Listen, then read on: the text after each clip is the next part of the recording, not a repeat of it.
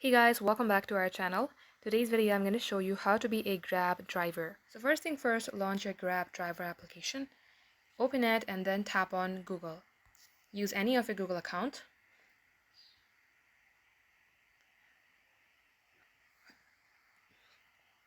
Once you do that, here is the new driver registration that you should fill out.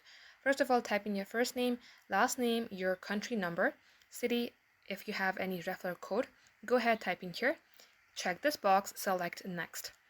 And once you do that, follow the on-screen prompt. Once you have completed your registration and attach the photo that they ask you to, like your license number or something like that, you will be able to register for a Grab driver. It might take a couple business days in order for them to reply you back, but if your documents are correct and your information are correct according to your document, you will surely be registered as a Grab driver.